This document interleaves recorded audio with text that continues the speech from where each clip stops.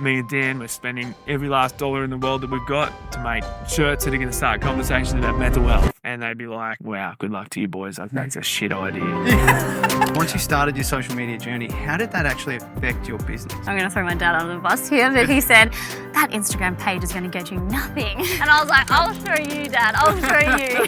Your first actual appearance on TV, and you've got Ed there trying to use the drop saw just still. The piece of the floor protector was up inside the miter joint, but I'm not looking at that. I'm holding the gun, like looking at the camera. You know what I mean? Like, And I spoke about my struggles with my son, so it's really hard to talk about. I've got goosebumps right now. I can feel them on my body. Being a young woman in the trade, you learn confidence and resilience a lot more than I would have ever learnt being in any other industry. It wasn't arriving. We started getting emails from people going, this is a scam. We're like, it's not. It's seriously not. Maybe it is. I don't know. But like, is this a scam? What do you think can be done better for people coming into the trade industry? So I think that the first thing that we need to start doing as a school is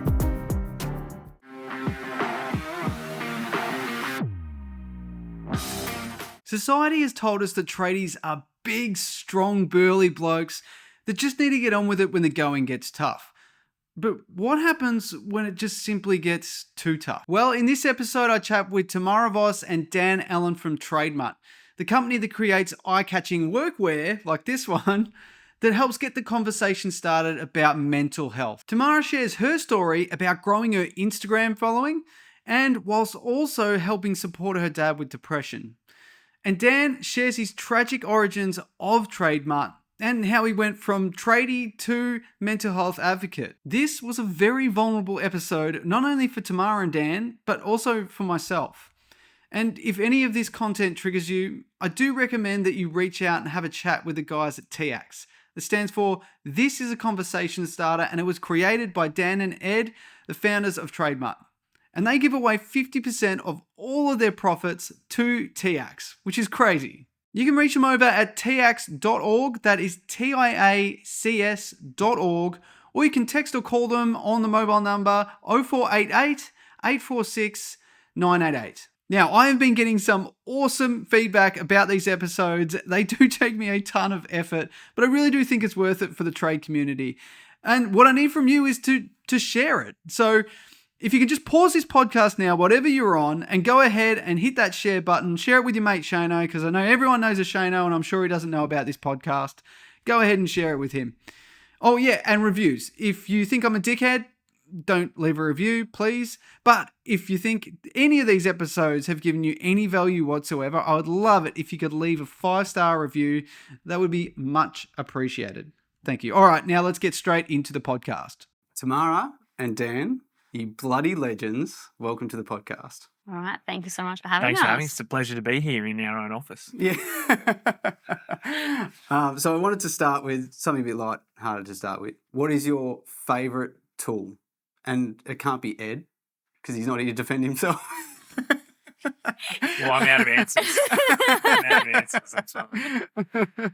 Legitimately, what is your favourite tool to work with? Because you are still tradies at heart. Yeah. I'm a Wear a Tool Check Plus and my M12 impact driver. Oh, you've got that nailed down. That's it. Yeah. Wow. Carry it with me everywhere, and it can get me out of pretty much every situation I need to be in. So. Yeah, they're good. The impact driver is amazing. Yeah. I mean, the only tool that I really work with anymore is my steel caps for photo shoots.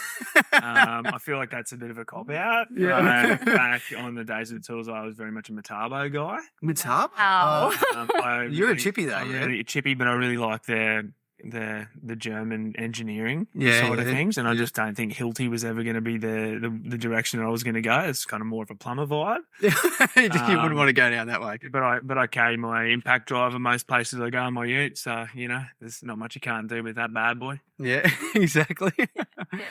So Tamarah, I wanted to start with you. Mm-hmm. Most people might know you as Sparky Vos from Instagram. Mm-hmm. How did you end up getting into the trades to begin with? And then I want to talk about how you entered into social media. So how did you begin Yeah, so my dad is obviously an electrician, so it was a great little pathway for me to be able to get into the trade. I was learning from him at such a young age, like playing with nuts and bolts and like those wiring games like on weekends with him and just like learning about the electrical industry. And then mum was also in the trade as a horticulturist. So they both were really receptive to me wanting to have a trade career. So in year 11, I decided that I should just jump over onto the tools.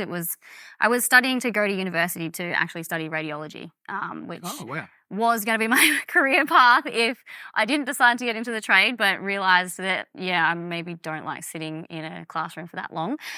So picked up my apprenticeship instead of doing year 12 and then qualified from there. So that's kind of how I got into it, was just being exposed to it with the family. So, yeah. And when did you start your social media journey as such? Social media, I think, was like 2017, 2018. I'd just qualified and I was kind of a little bit alone in the industry, not really meeting any other female tradies on site. Then I saw one person like pop up on my Instagram, and then Tradeswomen Australia reached out to do a podcast with me back then, and I decided that maybe this is a good time to share my journey to hopefully encourage other women and also meet other females that are in the trade, because it's really hard in a small regional town to meet other females. I did 4 years in my trade school and never saw one other female tradie. So from there, it kind of just grew from that. So yeah, it was just about meeting other people and hopefully inspiring other women to get into the trade. And you probably get this question a lot, but how have you found being a woman in a profession that is mainly like got males in it? Yeah. Well, we are only 3% of the industry, so it's like very clear that That's it's a a great male-dominated start, industry. actually. Wow. Yeah. So 3% in Australia across all trades. I think that electricians maybe have a few more, like we sit at 5%, but when we even it out across the trades, it comes down to 3%. So, it's an interesting journey. I've definitely had my ups and downs with it. There's definitely been a lot of people that haven't seen it before, so initially very confused, maybe like a little bit intimidated, not sure what to do. Yeah. And then there's been people that have really embraced it and loved it and really enjoyed having me on the job. So I've definitely had, a few interesting experiences, but overall, I've really enjoyed it. That's been my experience with women in the trades that I've had come through. Obviously Sparkies, I'm a Sparky, but everyone's been very welcoming and they seem really comfortable as well. So yeah, look, I was lucky because I was in my dad's business, so I really had the support of my work crew, but I unfortunately do hear stories of other women in trade that have reached out to me that don't feel so welcomed into the industry, and I think that's a really important thing to talk about, is like, as much as we encourage women to get into it, it can be hard and some people don't actually have great experiences, but hopefully with all the work we're doing, we're changing that and we're changing people's perceptions of women in trade and people actually have more fun in the industry. now you are still the director of your electrical business, correct? Mm-hmm. Yeah. What is that? What's the business called? TTS Electrics. So once you started your social media journey, how did that actually affect your business? Yeah, it was interesting. I'm going to throw my dad under the bus here, but he said, that Instagram page is going to get you nothing. Oh, really? And I was like, I'll show you, Dad. I'll show you. And I remember one of the first campaigns I did was with Blundstones, and they wanted to film with the company, and Dad turned around to me. He's like, oh, I'll take it back. Well done. Yeah. Was that your first sponsorship with Blundstones? Yeah, Blundstones came out, and I did a big campaign with them, so it was really awesome to do that. But it's been helpful. I've definitely picked up a few jobs here and there, but I have tried to separate it a bit, and my page is more about my life in the industry, not so much doing business. But there has been crossovers, of course. Do you think that's one of the secrets to social media? Is it like my social media pages, I try to post on my behalf rather than the business, and if the business creeps in, that's great. Do you think it's maybe one of the secrets to social media or gaining a following? Yeah, I think that for me, it was about having my personality on social media, and it wasn't about what my business was doing. So TTS Electrics has their own Instagram page, which posts business stuff. So whatever we're doing, what sites we're working on, who our employees are, and all of that. Whereas I can be a little bit more like myself on Instagram, and my own personality comes through. So yeah. Yeah. Now, one of the videos that I saw of you, it was about how you'd been in the industry for 11 years. It was quite an emotional video. And that you were coming to TradeMutt. Now, I want to know from Dan, how much of an influence did it have on hiring Tamarah on how many followers she had or whether she had an influence on the industry? Is it something that you can say, you can whisper it in, mate, if you want. Number of followers, 0. Yeah. Nothing to do with it. 100% personality based and vibes based. Obviously, Tamarah's been, put herself out there in the industry and talked a lot about mental health, but we've also developed quite a personal relationship from really the beginning for TradeMutt. And I think a lot of trust has been built between us over that journey. And so just as chance would have it and timing sort of worked out that we needed someone just like Tamarah. I've wanted to bring some female energy into our clique for a little while now, and I honestly couldn't think of anyone more perfect. The fact that she's also very influential and has a voice and speaks to the industry and is so relatable is just such a huge plus. But I just know in my heart and soul that Tamarah, the person, regardless of a social media identity, is the perfect person to carry that flag at TradeMutt. So that's all just an added bonus, the Sparky Vos stuff. Do you think, though, that you wouldn't have really understood who she was without having that influence on the industry? It was definitely a gateway, to opening up a relationship and a conversation, for sure. And so, it would be remiss of me not to identify the fact that is a very, very influential part to just opening up that conversation. But then sort of what's rolled on from there has been very organic, I think. So, and it's a journey now that we get to explore and continue up here and, spread our wings a little bit and make some change together. So what advice might you have for other tradies, and this could be business owners or like just employees, that might be considering putting out some content? Do you think it would be worth it for them, for their image? And in my own personal experience, it's amazing what happens when you put yourself out there. Yeah. It's a very vulnerable experience, I think, and you can really be setting yourself up to be torn down potentially. But thankfully, in my situation, we've had an awesome community form around us. Same for Tamarah. She's, had a really positive, experience and a community form around her. And so putting yourself out there really does pay dividends, whether it's on social media or or in any other avenue of your life. It really, really does pay dividends for sure. And a lot of people talk about doing it and talk about wanting to do something like that, but it's hard to really pull the trigger, so to speak, and actually do that. So, but taking a positive step and getting, some positive feedback and starting to form your own community around yourself and what you believe in, it's amazing. Yeah, it's amazing what happens when you put yourself out there. So, yeah.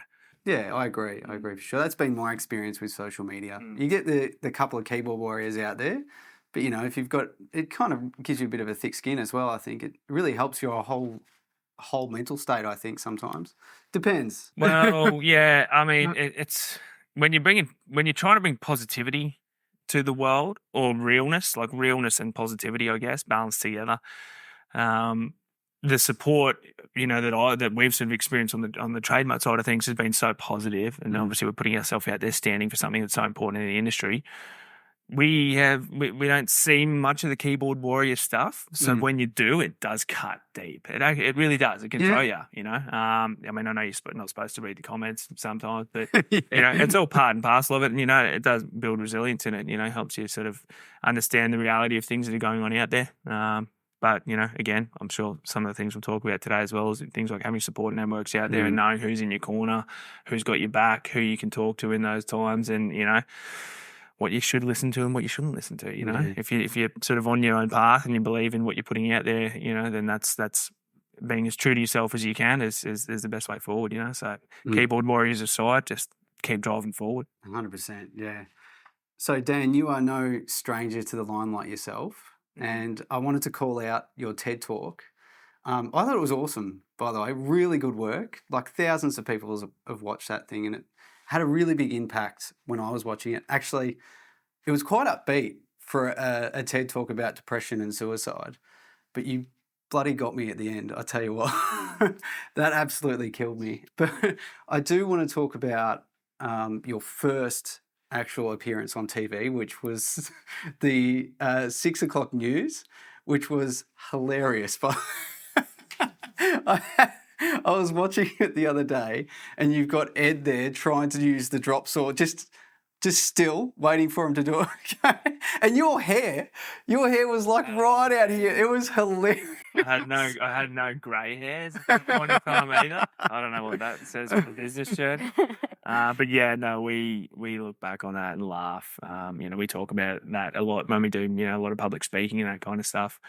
We pull that clip up, or we pull a still up of me with my hat on backwards and this long hair sticking out, And I always say that when Ed and I met, he's from Central West Queensland, I'm from Sydney, and he's kind of, in my eyes, the real life version of Woody from Toy Story. and that's like, that's not the best joke, but it is how I felt, and I say that to crowds and they have a bit of a laugh. But now I'm identifying as Krusty the Clown. Based on that Channel 7 video. So, and, first TV appearance, you don't know what you're doing. Like, having news cameras, you don't know what you look like. But, I mean, that's part of the thing that's, I guess, part of the naivety that's carried us through this journey is just having a crack at these things that, are uncomfortable situations, but putting yourself out there. Trying to perform for the camera and also use a drop saw safely. It just didn't happen.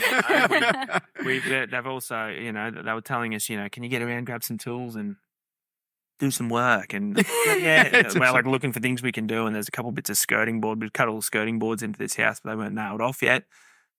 So we're like, we'll get this miter joint up here and we're going to fix our gun out and we'll, get down on the knees and pretend we're shooting off this skirting board. And there's also a whole lot of floor protector on the ground to cover the polished slab underneath. Yeah. And at the edges of the walls, the cardboard had sort of torn, and where I'd held the miter joint together, a piece of the floor protector was up inside the miter joint. Oh, really? But I'm not looking at that. I'm holding the gun, like looking at the camera, you know what I mean? Like pretending to nail it off. And of course, people watch that online, they see that and they're like, look at these blokes, they don't know what they're doing. No wonder they got into clothing, into workwear, they don't know what they're doing. And so we pull the comments sections out. Even, on Tuesday we were down doing a talk at the Gold Coast, and we pull the comments sections out and we go through the things that people said to us at that point in time, which are hilarious, But yeah, we look back on that fondly and laugh. It's we never knew how we were going to launch TradeMutt, but ending up on the Channel 7 News was not how we imagined it would happen. But man, talk about a unexpected turn of events, and then a bit of a crazy roller coaster ride ever since. So yeah. Well, I was speaking to Tamarah before the podcast. It does surprise me how many people don't know about TradeMutt and Tradies as well. So do you want to share your TradeMutt story briefly about how it came to that particular moment and what happened? Yeah. So the way we kind of tell it, myself and Ed met. We started working for a builder on the same day together. And as the two new blokes, we got lumped together with each other. And as I said, Ed's from Central West Queensland. I'm from Sydney. There wouldn't have been too many reasons why two blokes like us would have met. But yeah, as luck would have it, a little flame was lit that day on site, and we kind of hit it off. We used to talk. We talk a whole lot of nonsense, as we all do on site. What do you want to do when you finish your apprenticeship? Do you want to start a business? Do you want to be a builder? What do you want to do if you win? What would you do if you won the lotto? Why are we wearing the same high-vis workwear to work? Was another one of those conversations. That was just a seed of an idea, that whole workwear piece. Obviously, you've seen the TED Talk, so the next part is a bit of a personal tragedy that I experienced in 2015 with one of my best mates, also named Dan. One of the first mates I made when I moved to Brisbane from Sydney. Became like a brother to me, and was just a really important figure in my journey from transitioning from Sydney to Brisbane, which is a hard thing for a young bloke to do, changing locations like that. So he was a real good mate of mine. I do clearly remember that day, the Thursday. We were working in a suburb here in Brisbane, Kenmore, on a reno, and Dan called me to let me know that he'd finally jagged this mature age apprenticeship that we were both trying, really hard together to secure for him for a little period of time. And he had a pretty troubled past. He had a little stint got in trouble with the law, had a stint locked up in Waco over here for 9 months, long time before I knew him. But had some scars, had some baggage, as we all do.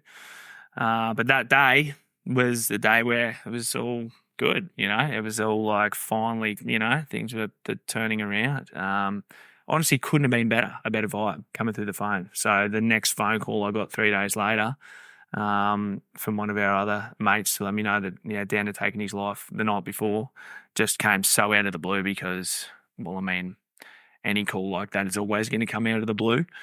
But based on where he'd been at previously in his life and where he was 3 days before that event, it was just so hard to understand. So obviously pretty, that kind of thing rocks your world. It's not the kind of thing that you want anyone else to experience, but we know how many people have experienced that out there. And so, I went through the whole range of emotions, the roller coaster ride of initially, the shock and sadness of it all. Start to question as well how this could happen. And then you go through those other emotions, which are also hard to understand, like being pissed off and angry, that he could have done that. But that's all part of it. And myself and Ed, Ed became really my number one support network in, post that event, because we were working sort of 10 hours a day together for our builder. And then we were knocking off, of an afternoon and doing cash jobs of a night time. And we're doing cashies on weekends. We were working 7 days a week at the time. So he wore the brunt of my emotions when I was rocking up to work after bawling my eyes out in the ute out the front of the site, It's a lot for an apprentice to have to know how to deal with. But he provided a good amount of space for me to be able to just express my emotions, to be able to go through that. I, obviously felt pretty safe around Ed to just know that, even though I was his tradie and supposed to be looking after him, he also had my back. So we used to look at the mental health space after that point in time, and we were both privately educated schoolboys, and I never learned anything about mental health at school. I mean, we did PE, and it was like, whatever you do, sport stuff and gymnastics and whatever, but it was never, nothing mental health related. So, which is shocking, and we were looking at the mental health space after that and just thinking like, we'd driven past the bus stop shelters on the side of the road advertising crisis support lines. And on those signs, there's imagery of a dimly lit room with the blinds, curtains pulled on the windows, and like a man with the head in the hands trying to personify depression. And we kind of thought, well, is that what it looks like? I don't know. And if that was what it looks like, is that what people would want to identify with? So if you were feeling that way, would you want to be out in the open that you're going through something if that's what they're selling us, as it looking like? And in my experience with mental health is something we've all got, and we all ride somewhere in that spectrum of being mentally well or, unwell at any point in time. And we're all dealing with situational stresses and triggers that, can put us anywhere on that spectrum at any point in time. But everyone puts a game face on, myself included. We're all doing our best to put a game face on. So we're like, we don't know if that's what it looks like, So we that's the point where we're like, well, maybe we need to flip the script a bit and try to do something a bit more fun and lighthearted to open up the conversation. As I said, we talked about high-vis workwear and why no one had ever changed high-vis workwear. I've been wearing orange and yellow high-vis since they built the pyramids, I've heard. So it's a long time to not have a little fashion upgrade in the workwear industry. So that was the seed of an idea. We were like, well, maybe we can try and do this. We were working 7 days a week together. As I said, we were doing cashies. We were saving our money together. We thought, well, maybe why don't we put our heads together and try to start something here? So we started going down that path. During that journey, we learned about social enterprise. It still wasn't about mental health yet. It was just we thought we'd try something in the workwear space. Learned about social enterprise and using profit for purpose. It wasn't a model of business that I had ever heard of. I'd never heard of social enterprise, actually. I didn't know other social enterprises. But when we became educated around that model of business, then it sort of became, maybe if we're going to use, make some funky workwear, we could use it for something positive. I'd love to do something in, memory of my mate, and to do something positive for the industry. And it just kind of rolled on from there, And I mean, that we've got, I don't know if you'll be able to see it on the cameras, but that polka dot shirt there down the end, that's the first shirt we ever made. Oh, was it really? It's the very first work shirt that we ever had made. Wow. And it's obviously hideous, but like, Ed used to wear that shirt to work every day. He'd wear it every single day. Every single day he'd wear it covered in concrete and Sikaflex and crap and take it home and wash it, and just to test the quality of, this is our first manufacturer. But there was no this is conversation starter on it. There wasn't anything kind of happening around that, but the boys on site would eventually be like he'd be wearing the same shirt to work every day, to the point where people would start coming up to him going, "Mate, what the fuck is this? What is this shit? Yeah, like, what are you doing?" And he'd sort of stand there with his hands on his hips, like in the Superman pose, and just proudly say, me and Dan, we're spending every last dollar in the world that we've got to make shirts that are going to start conversations about mental health. And they'd be like, wow, good luck to you boys. That's a shit idea.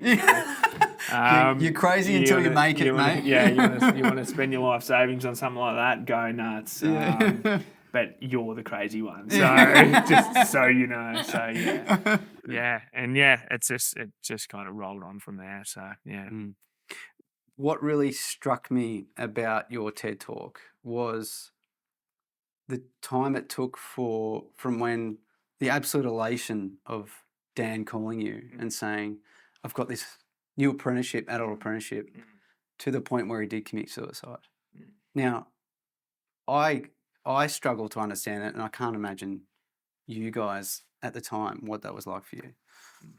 But now with TX, have you got some more data around why some of these things might happen so quickly? I know it's obviously very variable, but you are collecting data around what kind of happens with these, and maybe is there some sort of light you can shine on the prevention of something like this? Well, the data points that we collect at TX are very much around like sort of who's calling us, where they're calling us from, what sort of age bracket they fall into, what are their identifying sort of symptoms or reasons for calling, how many sessions they engage with that kind of stuff. It's hard to measure really, like at this stage when we're going through a whole qualitative data evaluation process at the moment, upgrading our systems and processes and what we're trying to do. But it's hard to kind of get a good read on the long-term effectiveness, like at this stage. But I had an interesting conversation with a lady from mental health, one of the mental health forums in Australia earlier this year, and she said they're doing a whole lot of research at the moment into this idea, particularly for men, that commonly men believe that they need to know all the answers to something before they open their mouth and talk about it. Okay. And that resonates with me because I'm probably the same at different points in time. And a lot of people I've spoken to are the same, right? In the trades, you learn a set of skills. You can show off your skills, to the world. Someone can teach you those skills and it makes sense. When it comes to mental health, you can't necessarily be taught, the same sort of emotional skills, as easily to be able to manage the stuff you're going through. So it makes a lot of sense to me that people won't talk about something that they don't know how to talk about. So in terms of sort of, prevention or areas that we can sort of tap into, I think it's going to be very much around that whole piece of, well, you're not supposed to know the answers to this stuff. No one's ever taught, me or you or anyone else really, emotional coping techniques, right? And so when you've got the weight of the world on your shoulders and you don't know the answers and you don't want to open up, but you feel like you need to know the answers, well, that's just a melting pot for a bit of a crisis point there, right? So we try to educate people on the fact that TX is there to help educate you and help unlock those emotional coping strategies in yourself so that you can better manage yourself. And the more that you talk about this stuff, the easier it is to own where it is you're at and what you're going through. So it's a very, very, I'm obviously fairly passionate about all of this stuff now. And I'm on a hyper learning journey about, what it all means and how it all works and, how different personalities work and, industries and this kind of stuff. So the more we can educate ourselves and keep our finger on the pulse with, the realities of what people are going through and how they're, how they are or are not managing themselves, the better equipped we're going to be to support the industry moving forward. So, yeah, it's an exciting process, but there's a lot of work to do, a hell of a lot of work to do. Oh, hell yeah. you mentioned it was specifically around males. Tamarah, does that resonate with you, what you were talking about, knowing everything before you need to, Yeah. I'm not going to, I think that, male and female, I like to, and I've come into the industry saying this, I think that we just think differently, like no one's better or worse. It's just that we both have completely different thinking processes. I've seen that in the trade learning is like, I will think of something that any of the other boys in the room didn't think of. And it's just because we just completely think differently. And I'm also one, I think, to probably speak before I know the answer. I'm not going to lie. But I've seen a lot of men around me struggle with exactly what Dan's talking about. Is like they don't know how to talk about it because they don't know the answer to the questions. So yes, it does resonate a lot in the trade industry. I'm curious from my own interests, is there anything around purpose that you think around mental health? Oh, absolutely. Yeah. Yeah. I mean, I'm sort of going deep myself at the moment around this whole idea of identity, and purpose is so heavily aligned to identity, and where we're living in such an interesting time at the moment where for all the right reasons we're uplifting marginalised parts of society, members of the community. Obviously, we're living in a time where we're supporting women, more than ever to do things that they've been prevented from doing their entire lives. Any other marginalised parts of the community to create opportunities, and at the same time, a lot of men or men generally are being told that everything they have been doing is wrong, right?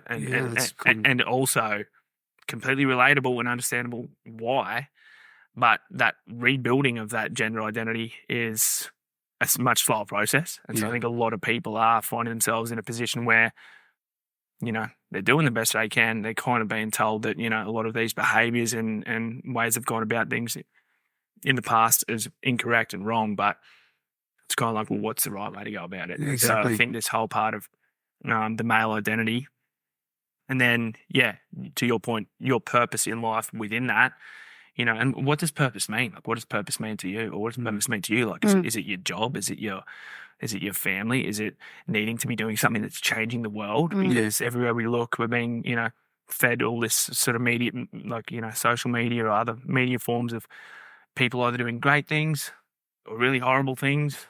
And then somewhere in the middle, we've all got to find our own little way and path and, path to tread. And that can be a really hard process. But I've come to also understand that change is the only permanent, the only constant in life.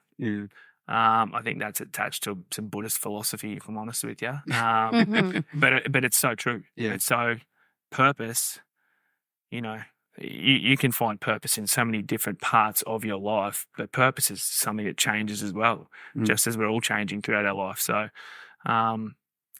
being able to, having purpose at any point in time is fantastic, but also building the resilience to be able to be malleable enough to handle change and for your purpose to change as well is a really, really important skill across the board. You see it with parents, it's like you become a parent, then your purpose becomes about your kid, but then they grow up and they don't need you anymore. And then, you have empty nesters. What's your purpose? Empty nesters. It's like, what do I do? Some are like, beauty, they're going, finally, party time, let's go on cruise. Others are like, oh, God, the house is so empty. Like, what do I do? And that's just one example of how purpose changes. But, so. I say that because I think being in a trade myself really did give me a purpose. And I really want to share that with others as well, because I think there's a lot of, particularly in our school system, there's a lot of push for university education. And being a tradie has been one of the biggest gifts that I was ever given. And not that I knew it at the time. I thought my dad was being an asshole, pushing me into being a sparky. But, it was, and I spoke to a guy on a previous podcast that said, a tradie has these pleasures that an office person will never understand, and these things are gifts from God. He was really passionate about being in a trade. Does that resonate with you guys, being on the tools? And where do you think the irony is in the fact that we need something like TAX for tradies?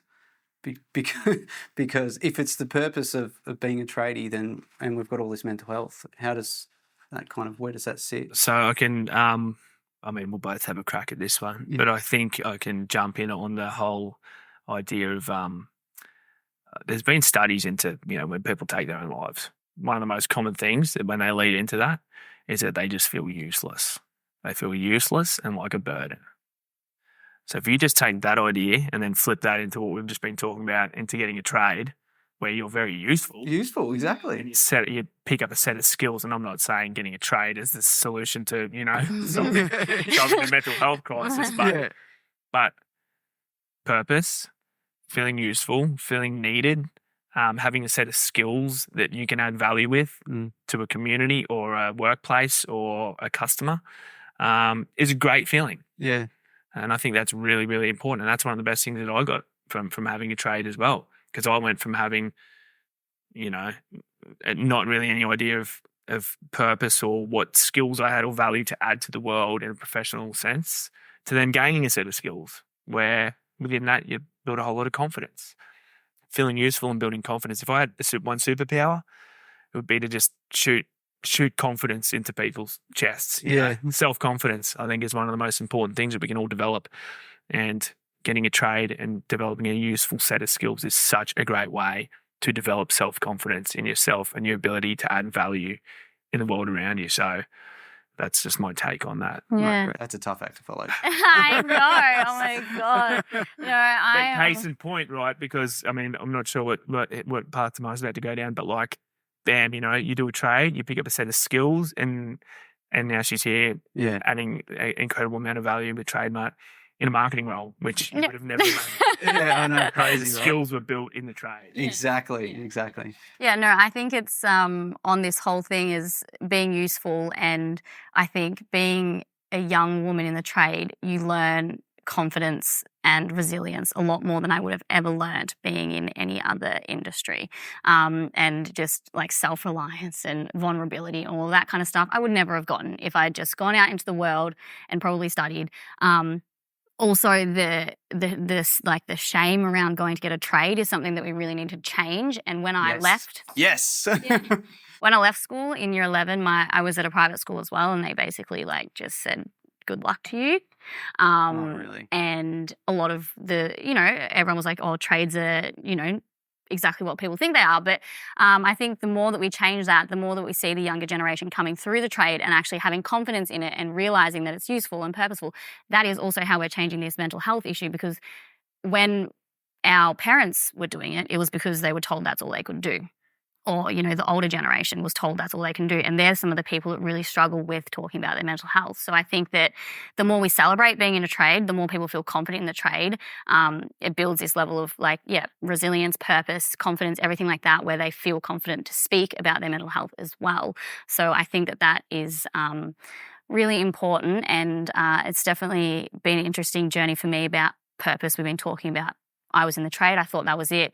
And over time, it has changed, and now I'm here, and this feels so right for me. And this, and in the moment in life now, is my purpose compared to when I picked up the tools 11 years ago. It was being an electrician. So that whole change has been very interesting. It's awesome. So you spoke earlier about social enterprise. Now, I'm going to show you how naive I am. Is that and I'm sure that most people listening would not really understand the differences between a normal corporation and social enterprise. Can you just break that down really quickly? Yeah, so a social enterprise is a for-profit business.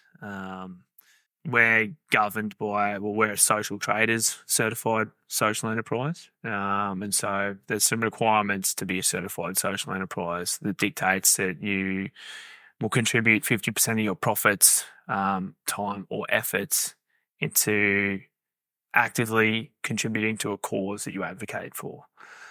50%? Yeah, so we give away 50% of our profits to TRs. Amazing.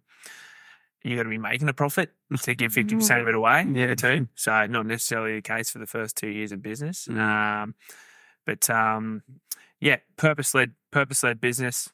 There's no difference to the way you operate. In fact, with a social enterprise, there almost needs to be more of a hyper focus on business processes, profitability, and running a tight ship, because when you're giving away half of what you make, you'd want to make sure that the other half is fairly well buttoned up tight, so that you can keep growing the business and doing the work that you need to do, because impact work and purpose-led work is an interesting dynamic, because when you say that you're advocating for something or working in a space, that is close to people's hearts, in this case, mental health, they want to know exactly what you're doing with it. You wouldn't want to be taking the piss out of this cause. It's very close to me. It's different when Origin sends you your $500 electricity bill every quarter. You don't think about what they're doing with the money. You need that service. You send it away. You don't think about it. When someone says they're doing something good with your money, you want to be bloody clear on what you are doing and where it's going, because you do get held to a higher standard. But yeah, it's a for-profit business model. We give away 50% of our profits to the cause, and everything around our ethos, our values, what we stand for, and what we try to put out to the world should also align with that cause that we advocate for too. I mean, does that sort of make sense? It does, yeah, for sure. So it's actually something that is regulated, that you have to sort of, if you want to be certified, you've got to give away that 50%. Yeah, so it's written into our constitution. It's written into our business constitution. It is, we're also certified and regulated by social traders. You could say that you're a social enterprise and you could do, socially purposeful work without being certified and still be making positive changes, in the community. But yeah, in our case, we're certified by social traders, and there's more and more sort of they're putting more and more structure around social enterprise and purpose-led business now. We were at an event on Tuesday night, the Social Traders Awards night, because we were a finalist for a project that we did with CPB. Nice. We didn't get the chockies. Hang on, who did? Who could possibly? Or do we not want to tell? The competition? No. Well, Fulton Hogan. Geotech. Geotech. Yeah, and I actually, to be honest, I actually really don't know what the project was that they did together. I don't know what you do. No. Fulton Hogan are great customers of ours. Yeah, right. Yeah, so they would be. and they gave us a shout out on the stage. when they collected the award, they said all the TradeMutt shirts. We were the backseat bandits on Tuesday night. It's helping our bright shirts. You can't miss us. But no, they gave us a shout out for the the great work we're doing. And you don't do it for the awards. Yeah, that's not what it's about. But my point I was going to get at was the CEO of Social Traders was up there talking about how their goal is the future, where social enterprise business is not the exception but the norm. I think there's a really, really great opportunity to use for-profit business to positively impact communities and make change. You can certainly be far more nimble and dynamic with business to create change, far quicker than, say, industry bodies or government. And that's a real plus. And so if you've got purpose-led businesses led by the right people with the right visions and the right ambition, you can really make a difference. And so, it's I think there's an exciting future ahead where people are more and more conscious about where they're spending their money and what businesses that they support are actually doing, with their money. We've obviously been able to get some runs on the board with some change in our industry as well, and that journey continues. So, arguably, all business should be for the greater good or community. Right? How important do you think it is to actually have a North Star that is other than money? Because I think a lot of businesses would just create a business to be like, well, I'm going to create a lot of money, or I want to. How important do you think it is? Yeah, I don't think it's crucial. I don't think everyone needs to have that. Obviously, individuals, who run businesses have, as you say, different ambitions, different reasons for being in business, or, for it to just be a means to an end, for it to be a means to, being able to afford the motorbikes to go, riding on the weekend or whatever that may be. For us, obviously, our advocacy work and work in the mental health space is something that, we started, and back to that Channel 7, Woody from Toy Story and Krusty's Clown. I didn't plan to be here. Yeah. It wasn't, me and Ed weren't like, oh, well, let's really go down this path and, expand TradeMutt, create TX, build a whole another set of plans that we sort of got for the future as well. It just kind of happened for us. And we put ourselves out there standing for something, and that cause, and it kind of just rolled on, And so back to the trade side of things for us, as a trader, you learn a lot of problem solving skills. Every day you're rocking up to work and your job is to solve a problem in some capacity.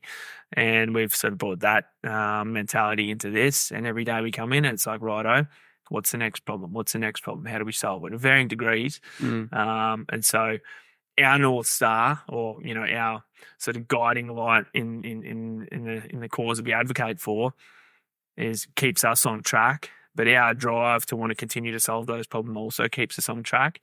It's something that is just embedded into the identity of our business. I think more and more, there are businesses popping up and people who want to make a positive difference in the world. And that's also really, really bloody great too. But you need to be able to manage commercial viability with the change that you want to make. And just because you want to make a change, or if you've got a positive, socially impactful North Star, you got to make the numbers stack up. Yeah. Because you can't make a change if you're not making money or profit. Exactly. But yeah, I think more and more we're going to see businesses who want to, purpose-led businesses who want to make a difference in the world, and that's nothing but positive. Yeah. Tamarah, you've still got an electrical contracting business. We spoke earlier. How is there something in your business that you look to as a North Star, like what Dan's talking about? Because typically trade businesses, and we'll talk a little bit of like marketing strategy here, they're Me Too businesses, right? So one electrical business is the same as the next. How do you stand out? Is it marketing, or do you have a purpose for your business? Because you employ quite a few people as well. Yeah. I don't know how you do it, to be honest. You're here, and then you've got one down in Melbourne, all these blokes down there. Like, it's amazing. Yeah, we actually have girls down there as well, which is sorry, awesome. I should say that. I'm not pulling you up on it. We have a couple of females apprentices down there, so that's really awesome. But yeah, it's interesting because the business was my dad's, and for a while, whilst my dad was unwell, it was to continue his legacy and make him proud. And that was my purpose for running the business. And over time, I had to not just lean on that, I also had to run a functioning business, and I really didn't have any training to do that. So one of the things that my dad taught me was just to always be like just a great person to work with, clean up after yourself, Sparkies, I know, but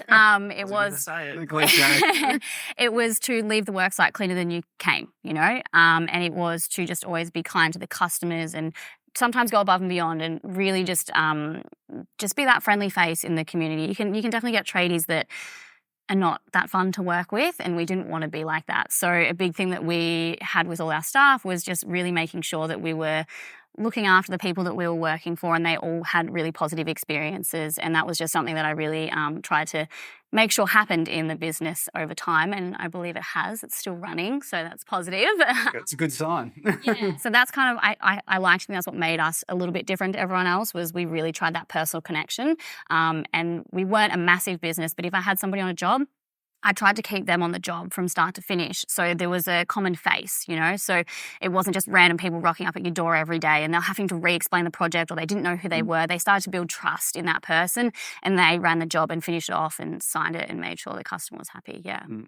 Talk about out of the frying pan and into the fire. You just finished off your apprenticeship and you're straight into owning a business, essentially. Like, that's crazy. Yeah. Congratulations. That's a good way of putting it. Crazy is definitely right. I was in my 4th year taking phone calls from clients trying to manage jobs because... Oh, this was before you actually... So throughout my 4th year was when my dad started to fall ill and no longer could come to work. So I was basically at home, living at home with him, and he would be telling me what to tell the guys when I got to work. So it kind of just became this transition of like, well, why don't I just start telling them from myself rather than relying on him, because sometimes he wasn't able to do that, which is fine. So a big part was, I'll take on this for now so you can look after yourself. And it was just all about really learning on the fly. I had never studied finance. I didn't know how to invoice. I also was scared of answering the phone. I was like, don't ring me. I don't know how to talk to people. So it was a matter of like probably survival at that stage. Was like, if I don't do it, no one else will. So just get in and get it done. And through that, I learned everything that I needed to get it done. And then I, studied a bit more to understand and make sure the business kept chugging along. Yeah. Are you okay talking about your dad? Yeah. So, as we mentioned, my dad got sick in my 4th year. He struggled with depression his whole life, and unfortunately came back with a vengeance in my 4th year of my apprenticeship. He hasn't come back to work full time since, and is going through a lot of different trials and things like that. But one of the main reasons I guess I'm here at TradeMutt is because I wanted to advocate for his message. I've seen what he's gone through as a tradie, and his the face he's had to put on, and the complications that have come with that.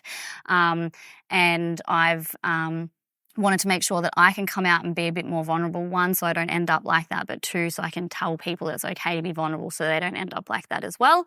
And in that, my dad is a massive supporter of TradeMutt now. He wears his TradeMutt shirts to his group classes, his therapy, and he will be more than willing to tell people that he's actually gone through a pretty rough time. Whereas back in the day, it would be him asking me to just let clients know that he was sick. He didn't want people to know, because of everything, the pride and things like that. So just let him know I'll be back next week. But it became really difficult for me because he wasn't coming back. And the clients are like, he's coming back next week. And I'm like, well, yeah, he's coming back next week. So the change over time of me being more open about talking about it has helped him be more open about it. And now we can talk about it, and he's more willing to go out and tell people of his struggles as well. And yeah, he still has some things to do with the business, but yeah, it's been a journey. It's amazing that I would call it the old school mentality, and it's exactly what you were trying to change, Dan. And you mentioned in your TED Talk the best thing that you could probably do is use TX and tell people you've done it. So over the journey, do you have any data on how many people have used TX? Yeah, so look, we've got we've actually just lost all of our data, which is a nightmare. So yeah, from the point that we started TX, the very first thing we're like, well, we've got to be collecting data on who's using it, and what's all that kind of stuff.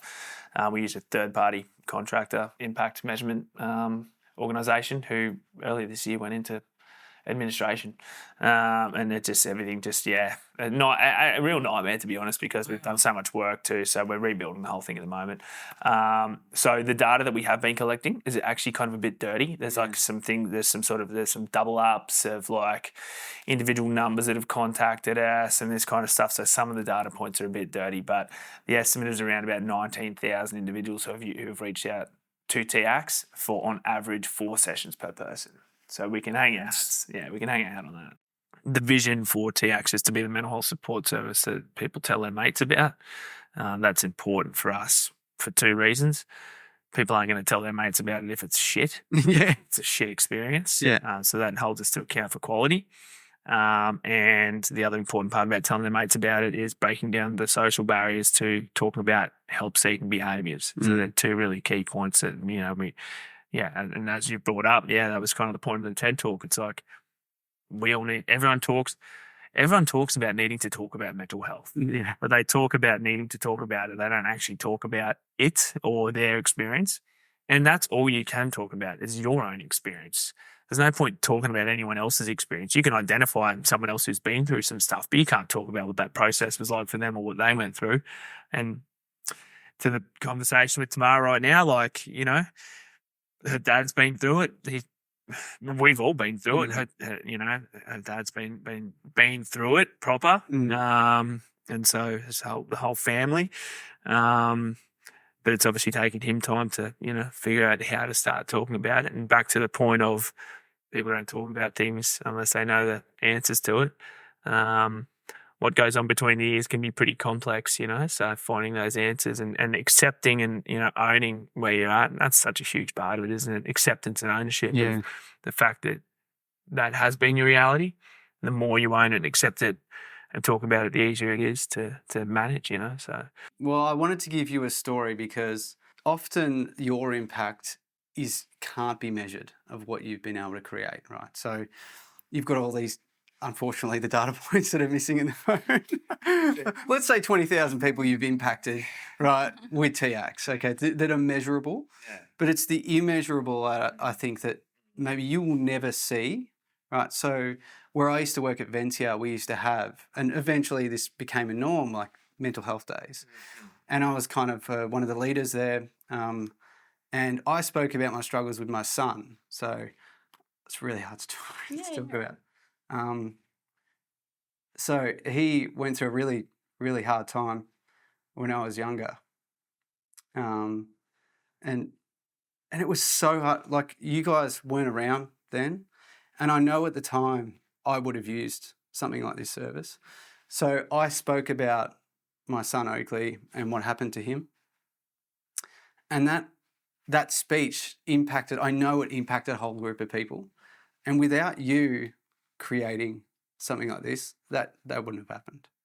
So I want to thank you. I mean, I'm got goosebumps right now. I can feel them on my body because like that never changes. And like anytime anyone speaks from the heart and emotionally, I mean, you'd have to be a bloody robot for it to not, make some sort of an impact. But I mean, that's an incredible story and one of many, I'm sure that, people experience that. Thanks for sharing. And I'm glad that, it is hard to talk about it, isn't it? It doesn't get So any it never easier. gets any easier, mate. It doesn't get any easier, but, like creating environments where, emotional vulnerability is not only accepted, but the norm is, what we're all about, I want to get a little bit more tactical on your business because you are an e-com brand, essentially selling workwear, right? And you talked about the struggles with things that happen behind the scenes that people don't know about. What was it like, the transition from being a chippy to beginning an e-com brand? Like, it's crazy. It was exhilarating, I would say. Ah. It was like, it was this whole period of just look at us go, like we are so unqualified to do this, but look at us go, Superstars figuring this out. You know what I mean? It's like we were to have our website built, right? Shopify account, our Shopify website. Ed and I were doing some cash jobs for a couple of twin brothers at the time, who were like a couple of graphic designers, and we were exchanging our services for carpentry and building our website. So another tick in the trade box, some bartering of skills there. And before getting on the Channel 7 news, like when the reporter contacted us that day, Ed tells this story. It was Jessica Mum from Channel 7. She called Ed and she goes, "Oh, is this Ed from TradeMutt?" And at the moment, he was Ed from nowhere. TradeMutt wasn't anything, you know what I mean? And so he's like, who's this? Like, this is one of mates' misses or something, stitch up. But yeah, she's like, I'm Jessica Mum from Channel 7. I've seen the story that's going out in the Courier Mail. We'd love to put it in the news. He's like, "Oh, cool, when?" And she's like, "Tonight." And they're like, "Oh, shit," so... we only had 2 shirts in the country at that point in time, in the entire world, actually. But yeah, we had gone on to the boys and said, "Where's this website at?" Like, and come on, Guy Hamilton was like, "Oh, actually, I've just been working on it." I'm like, I'm ready to hit the go button on it. If you give me your inventory numbers, I can upload it in there straight away. We can have the website firing for tonight, which happened. Inventory is 2. Yeah. Well, no, so the inventory was 1,500 actually, which we spent. So we bought 2 computers and 1,500 work shirts, which you would remember from the TED Talk. Yeah. And chucked them on the website. Did the news article, and the Shopify app makes when you make a sale, it goes ka-ching, like a cash register. And like that happened. When the news thing went live, but and that and. That was fun for the first week, and then we turned our phones on silent because, but yeah, me and Ed, we both got stories of the ka-ching going off in the middle of the night and waking up to this ka-ching noise, and there's this moment of like, we're making money in our sleep. That's crazy. What the fuck? The journey of going to e-commerce was like it's still a hyper learning journey, and always optimizing, but. We were on pre-sale, and we were pre-selling these 1,500 work shirts, and people were just getting around it, and then it all set in that it was like, all right, people have bought all this stuff from us. They're not even made yet. They're being made currently. Then we started, emailing out to the community, being like, "Oh, thanks for your support." Like, this is just a reminder, this is all pre-sale, like they'll be coming. And then when the order was getting pushed out and wasn't arriving, we started getting emails from people going, this is a scam, you know. Oh no! All right, and we're like, it's not, like, it's seriously not. Maybe it is, I don't know, but like, is this a scam? But yeah, we're like, so, but yeah, eventually the shirts got here. We got our first orders out, and yeah, the e-com experience is such an interesting one. I don't know why e-com was like the way we did. It was just the logical thing to do. We want to sell a product, sell it online. Yeah. We've been learning ever since. So yeah, pretty funny. It is pretty funny. I mean, not a lot of people starting their business get that opportunity. Like, can you imagine launching your business off the back of like a national TV show? Yeah. Like, so obviously you were able to capitalize on that by having pre-sale of 1,500 shirts. God. Yeah. But obviously that eventually in all businesses, like a normal marketing campaign, will slow down. All right. So what tools are you currently using? Now I subscribe to TradeMutt and I see all the emails that come through and stuff. Yeah. So that is one marketing tool that you are using. What other tools are you using in your arsenal currently to continue to get the message out? So look, public speaking for us is a huge opportunity, like to tell a story, entertain a crowd, and get buy-in face to face. And I think for us that's the most effective way of sharing the story, engaging people, and for people to see directly, that we're two genuine people doing a thing. We send emails. We use Klaviyo for all our email flows. Digital advertising has been huge, obviously a huge market for us. Facebook, Instagram, even TikTok ads, TikTok ads, that's interesting. Yeah. Are you involved with that, Tamarah? Yeah, we definitely do a lot of advertising across all the platforms, but that's more Zach, our marketing manager's role. Okay, I'm cool. just learning about it. I'm watching that part of the journey. Yeah, okay. Yeah. The paid advertising, performance management is that role, and it's another world. Developing creative, understanding the marketing funnel, top of funnel, middle of funnel, bottom of funnel. Tofu, mofu, bofus. Yeah. Yeah. Understanding what that means, how your messaging wants to change, for different parts of that funnel and to attract different audiences. Well, you're lucky enough that you already understand your audience, so you don't need to really. Yeah, in theory, yes. Yeah. But our audience at TradeMutt is I would have to say, well, I've got no proof of this, but God, it is a wide and very diverse audience of ages from kids to quite elderly people. Yeah. Who are tradies, non-tradies, doctors, nurses, teachers, mental health supporters. It's a wide audience. Yeah. Really, really wide.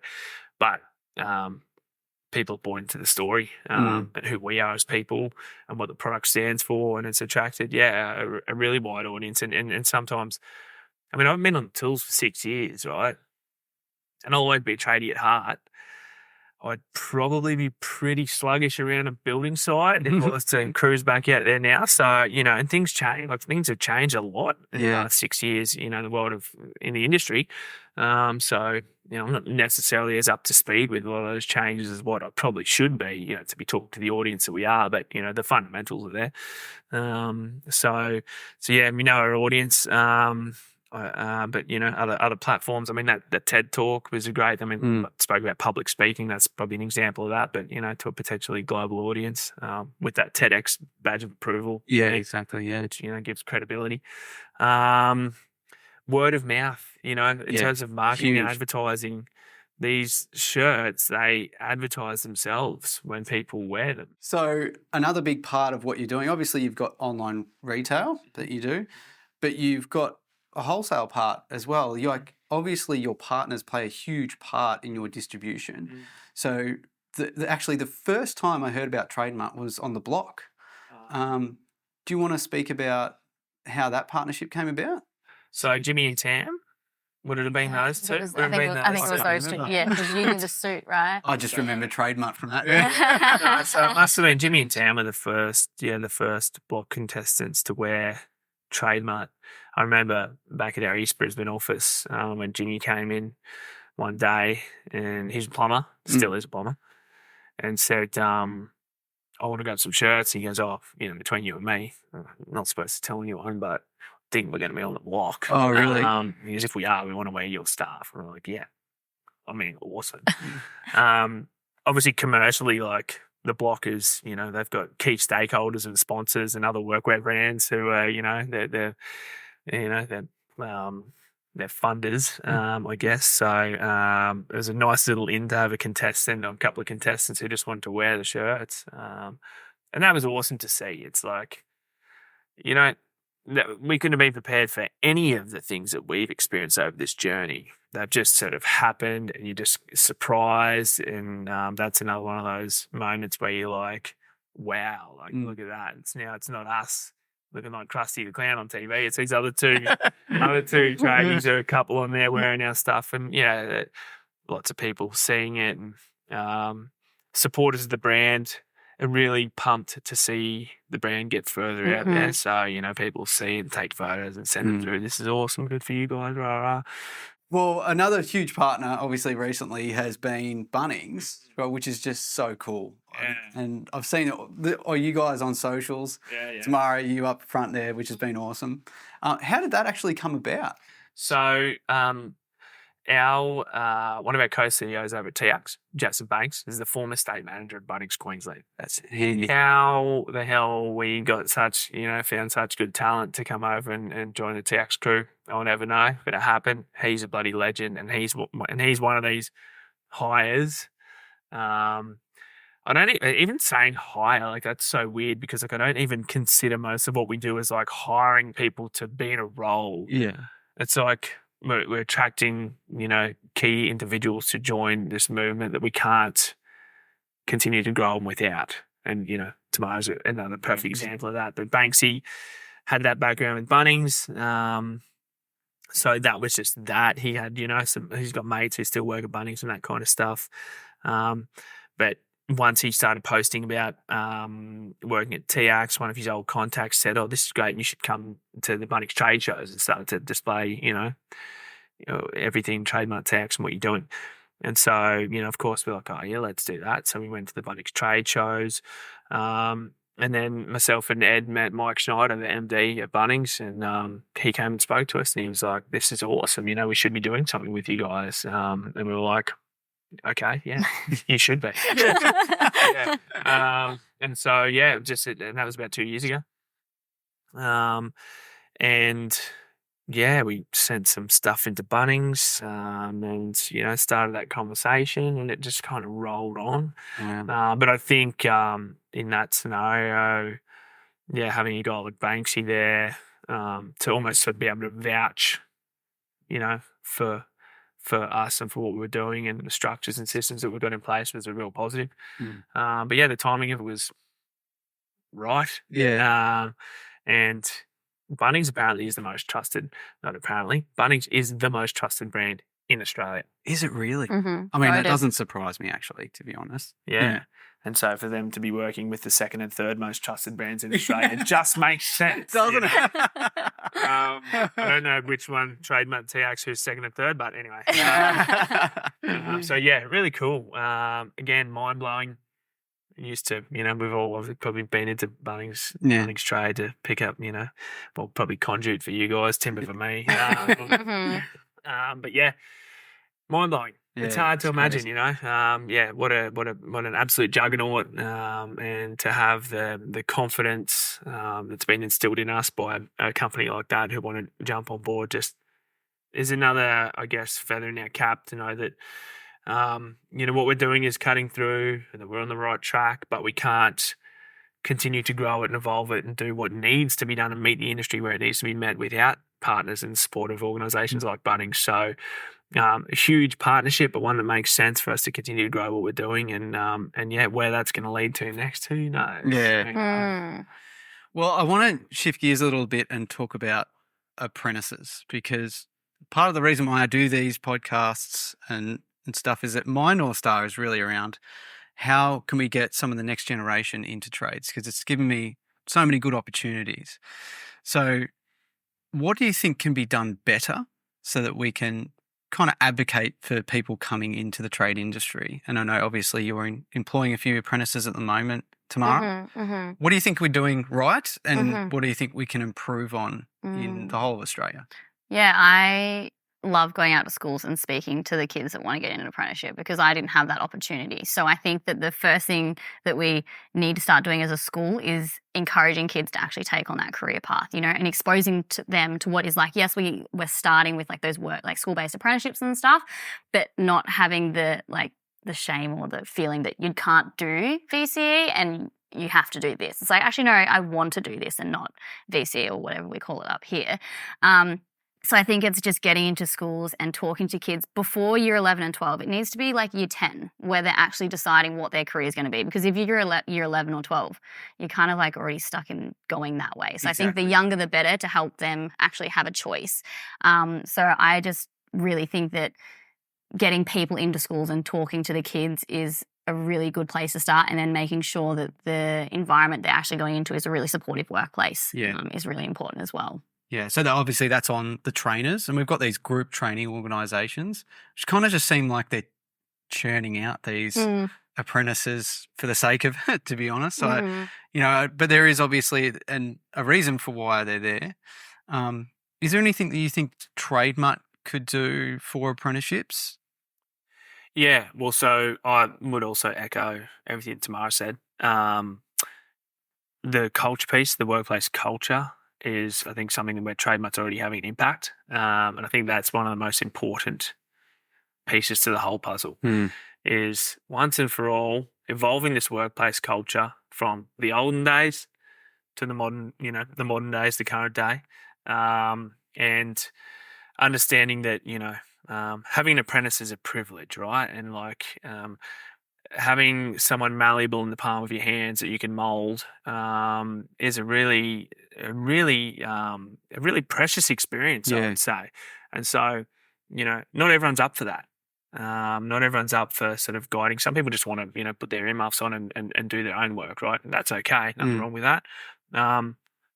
But for those who have apprentices, got to understand that, you're in such a formative period of your life, and you can really, really have a positive or extremely negative impact on a person, which they can carry with them positively or negatively for a long time throughout their life. So that's the first part, for myself. But in terms of TradeMutt, I think our ability to positively impact workplace culture and just create an environment where, vulnerability is the norm.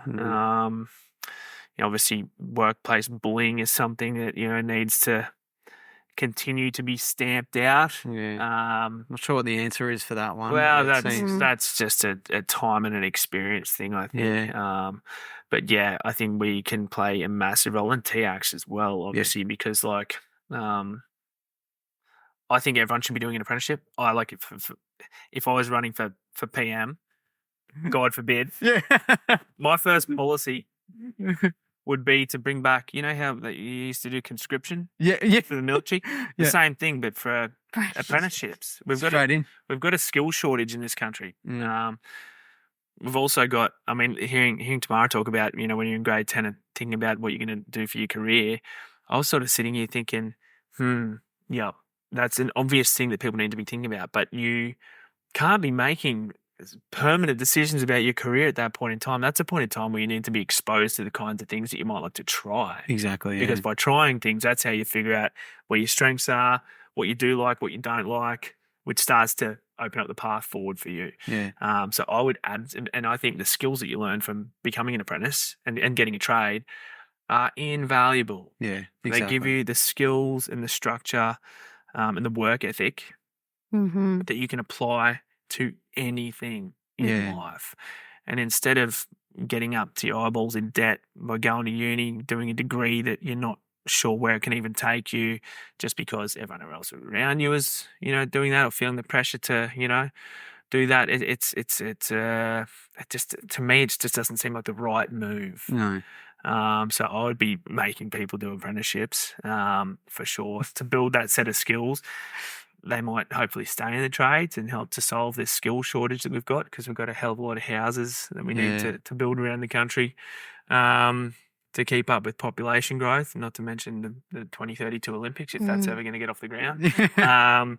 But yeah, I think the workplace culture stuff is so important, and TradeMutt can play a huge part in that. And that's, when I say about developing our sort of marketing, our messaging, and what we actually do, that's part of it. Is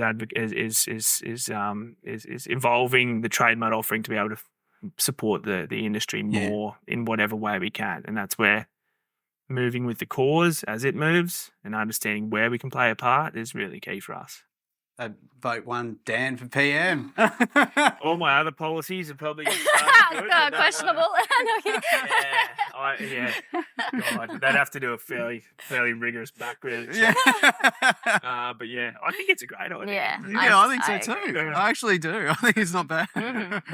All right, so wrapping this up, what else have we got in store for TradeMutt? And Tamarah, where do you think you're heading in the next 5 years or so? Yeah, it's an interesting one, because if you asked me a couple of years ago, I would have said I have no idea what I'm doing. When I was working back home, I was really struggling with my purpose, where I was going in life, what I was doing. Now that I'm here in Brisbane, I feel like I definitely want to stay if TradeMutt definitely want to keep me. I absolutely love being here. I love what the brand stands for. I really hope I can get out and continue to advocate for the message that TradeMutt is spreading, and be a positive influence on the people in their trades. So hopefully you see me out and about. Awesome. And Dan? I reckon we'll keep her. Yeah. I reckon we'll keep her. There's too much value there to not. Look, the future for TradeMutt is to continue to, I guess, optimize our business to get the best out of it. Continuing to evolve TradeMutt and build key brand partnerships to be able to, TAX, to get it to where it needs to go. So on one hand, I can't tell you what the future looks like for it. There's no set goal in mind. It is to continue to evolve with the cause that we advocate for and meet the market head on exactly where it needs to be met and stay true to who we are. That's a daily exercise for us. Yeah. As long as that fire is burning, to continue to problem solve our way through it while staying true to who we are and what we stand for, I know that we'll end up in the right place. Yeah. And I believe that to be true.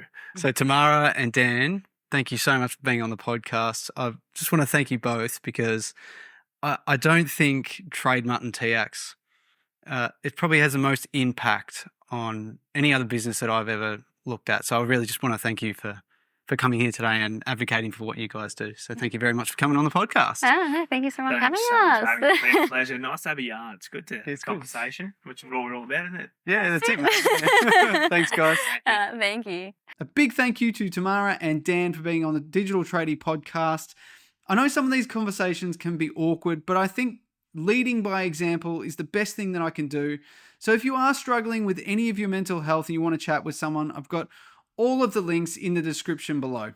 All right, that has been the Digital Tradie. My name is David List, and until next time, share this with your mum. And until next time, make sure you're creating some legendary content.